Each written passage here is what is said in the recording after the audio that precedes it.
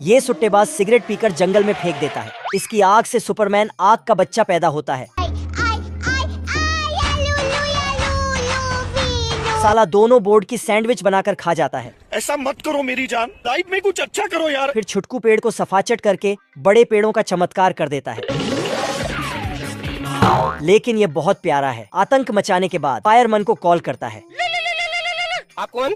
कहाँ लगाया फोन? आग का सुनकर दोनों लाइट की स्पीड से गाड़ी लेकर आग बुझाने आते हैं। वहाँ पहुंचकर सालों को याद आता है पाइप को नल से जोड़ना भूल गए। वापस आकर देखा तो पानी नहीं पहुंचा था। ये बाबूराव का स्टाइल है। अरे क्या करूं मैं इसका? हार भी नहीं सकता। फिर याद आया कि टंकी चलाना भूल गए। दौड़कर टंकी चलाने जाता है। बाप को भेज, तेरे बस की बात नहीं। आग का बच्चा सारे पानी को एक तौलिए में सुखाकर नचोड़ देता है। मजा आया। तीनों भागकर पटाखों की दुकान में घुस जाते हैं। तभी ये मधुमक्खी अपने डंक में बड़ा सा कांटा लगा के बतख पे निशाना लगाता है। दरअसल ये मधुमक्खी बड़ी मेहनत से फूलों से शहद इकट्ठा करता है, लेकिन इस बतख का नजर उसके शहद पर पड़ जाता है। क्या रे भिख मंगिया? तभी साला इसको एक आइडिया आता है कि शहद को मिलाकर रोटी खाने में बहुत मजा आएगा। अब देख तू। तो ये इंक पैड लेता है और मधुमक्खी के नीचे रख देता है। तो मधुमक्खी उस पे पैर रख के आगे बढ़ने लगता है, जिससे हर जगह मधुमक्खी अपने पैर का निशान छोड़ने लगता है। तो बतख उसके पैरों का पीछा करने लगता है, लेकिन पैरों का निशान एक जगह पे खत्म हो जाता है। अम्मा बहन पे आ जाऊंगा मैं इनकी। क्योंकि ये मधुमक्खी डंडा लगाकर चल रहा था। गजब। पर बतख हार नहीं मानता है और मधुमक्खी का पीछा करने के लिए एक गम वाला फूल बनाता है और उसमें धागा बांध देता है, जिसमें मधुमक्खी का पैर फंस जाता है। तो उनका पीछा करने लगता है।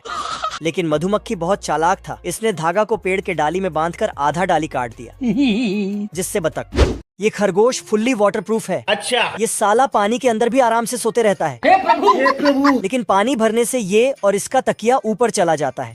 ये सब क्या देखना पड़ रहा है? तभी पानी के अंदर इसको पानी प्यास लग जाता है। तो ये एक गिलास पानी छानकर पी जाता है और फिर जाके सो जाता है। सारा रात सोया नहीं। लेकिन इसका पूरा बेड ही ऊपर चला जाता है, पर ये नहीं उठता है। फिर इसका बेड एक सुरंग से होते हुए बाहर चला जाता है और जाके झरने में मिल जाता है। तो ये झरने से नीचे टपकने लगता है। लेकिन तभी एक साइंटिस्ट ने इसको देख लिए और मछली के कांटे में फंसाकर इसको बचा लेता है और मम्मी के पास सुला देता है। तो टेंशन मत ले। गजोधर। तभी इसको ठंड लगने लगता है, तो ये मम्मी को खींचकर चादर बना देता है। लेकिन तभी इसका नींद खुल जाता है। फिर डर के मारे, फिर इसको देखकर, और फिर इसको देखकर, और इसको भी देखकर चिल्लाता है। फिर खरगोश वहाँ से भाग जाता है। तो ये उसको पकड़ने के लिए एक लाल दानव को भेजता है। सारा रात सोया नहीं, सुबह मुझे सोने दो। ये बेचारा बतख रात को रुमाल ओढ़कर बाहर ही सो जाता है। इज्जत नहीं है भाई। तभी इधर ये आदमी बहुत तेजी से खर्राटे लेने लगता है। तो बतख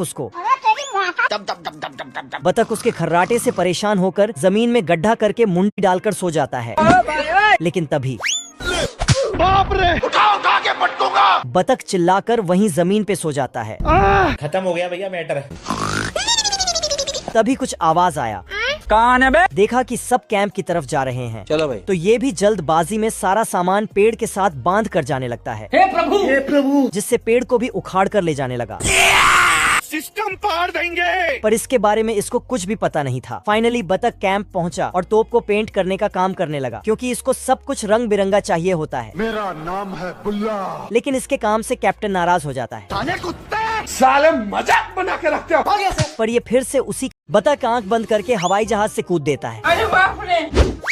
और बिना सोचे समझे दुश्मनों के इलाके में लैंड होने लगता है। लेकिन इसको लैंड करना ही नहीं आता था, इसलिए किताब पढ़कर ज्ञान लेने लगता है। बाप रे। तभी ये पेड़ में लटक जाता है और बिना देखे बेल्ट खोल देता है। तो ये मगरमच्छ का खाना बनने जाने लगता है। पर ये बतख मगरमच्छ का मुंह बंद करके चैन लगा देता है और दूसरे तरफ सफलतापूर्वक लैंड कर लेता है। फिर एक बटन दबाकर अपने लिए एक बोट निकालता है और उसको फूलाकर इधर उधर भटकने लगता है। तभी इधर से दो दुश्मन उठता है, पर अपने आप को ही ठोक लेता है। फिर सारे के सारे दुश्मन बतख पर निशाना तान देता है। अमेरिका क्या कहता था? मुझे क्या पता। और गोली चलाने लगता है। यहाँ पे क्या हो रहा है? पर ये साला उसको मच्छर समझकर मारने लगता है। फिर बैट से मारता है। लेकिन बैट का हालत देखकर बाप रे। फिर इसके हेलमेट को और फिर इसके पीछे। अरे दादा रे। तभी इस पर तेरे नाम का हेयर स्टाइल बना देता है। फिर साला ये अपना नाव को उठाकर भाग। ये चूहा नाखून साफ करते करते तो इसको क्योंकि बिल्ली हर टाइम ऑर्डर चलाता है और चूहे उसे पूरा करते हैं। लेकिन ऑर्डर सुनकर चूहे भाग जाते हैं और ये अकेला चूहा फंस जाता है। अब देख तू। पर ये भी किसी तरह जान बचकर निकल लेता है। इसलिए सारे चूहे मिलकर तुमने आए यहाँ पर कहीं की मजबूरी नहीं समझ रहे लोग। उस बिल्ली पर युद्ध छेड़ देते हैं और पेप्सी के ढक्कन को हेमलेट बनाते हैं। नट बोल्ट को अपना डाल बनाता है। एक एक को फाड़ दूंगा, चीर दूंगा, अपनी बाप की औलाद हूं मैं। युद्ध के लिए बहुत लंबे लंबे प्लान बनाते हैं अभी मालूम पड़ा मेरे को प्रॉब्लम क्या है। कि कैसे बिल्ली को हराना है। और अभी तो रुको। और बहुत झाम करके एक पावरफुल वेपन बनाता है। तो बिल्ली का हाल बेहाल हो जाता है क्योंकि ये हथियार कुत्ते जैसा दिख रहा था। चूहे बिल्ली पे दांत से हमला करता है और पूरे घर में दौड़ाता है। तभी ये चूहा बिल्ली का खाल उधेड़ कर रख देता है,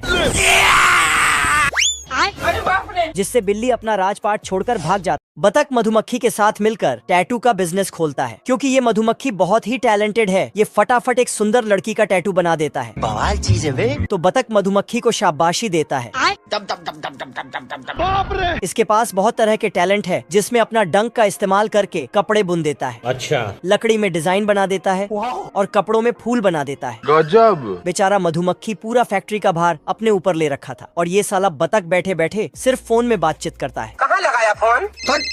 मधुमक्खी इतना सारा काम करता है कि इसका हालत खराब हो जाता है। पानी नहीं मिलता, ये देखो मेरी हालत कमजोर हो गई। तभी बतख बोलता है, क्या तकलीफ है भाई? आज मैं मर गया भैया। फिर बतख मधुमक्खी को एक फूलों का बगीचा गिफ्ट में देता है। तो मधुमक्खी खुश होकर अंदर जाता है। तभी इसे यहाँ इसका बचपन का प्यार मिल जाता है। फिर दोनों बिना टाइम वेस्ट किए फूल के अंदर जाते हैं और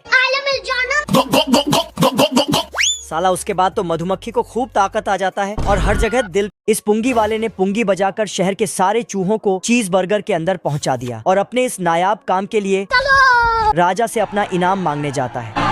पर यहाँ के राजा एक नंबर के कंजूस और लालची थे। ये बिक गई है गवर्नमेंट। तू मुझे गलत मत बोल, तू खुद को गलत बोल। जिसने शहर के सारे चूहे को भगाया उसे बस एक सिक्का भिखारी समझकर दे देता है। अपनी आंखें खोल और गौर से देख तू कहाँ और किसके सामने खड़ा है। जिससे पुंगी वाला बहुत ज्यादा गुस्सा हो जाते हैं क्योंकि शहर में चूहों का आतंक इतना बढ़ गया था कि दुकानें एक झटके में सफाचट हो जाते थे। साला चूहे तो बंदरों की तरह उछल कूद करके केला खाते थे, जिससे शहर के लोगों का चूहे को भगाने में ही पूरा दिन बीत जाते थे। इसलिए यह शिकायत जाके राजा से किया। टेंशन नहीं लेने का। बहुत पैसा है अपने पास। पर राजा तो अपने पैसों के घमंड में इतना डूब गया था कि उसके पैसों में भी चूहे निकलते हैं।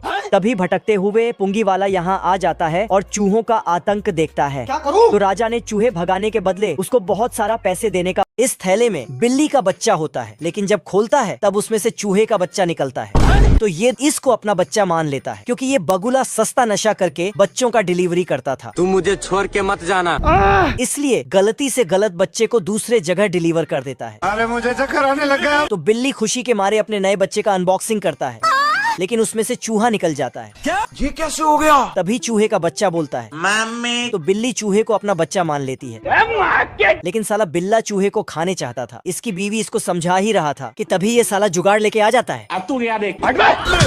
अरे बस कर भाई। और इसको ही इसका देखभाल करने का पूरा जिम्मेदारी दे देता है। देख लो भाई, हम लड़के हैं ना, हमारे साथ ऐसा ही होता है। तो ये चूहे को पाउडर छिड़क कर पैम्पर्स पहनाने लगता है और बिल्ली मार्केट चली जाती है। ठीक है। लेकिन बिल्ला तो मौके का फायदा उठाता है सिस्टम पार देंगे।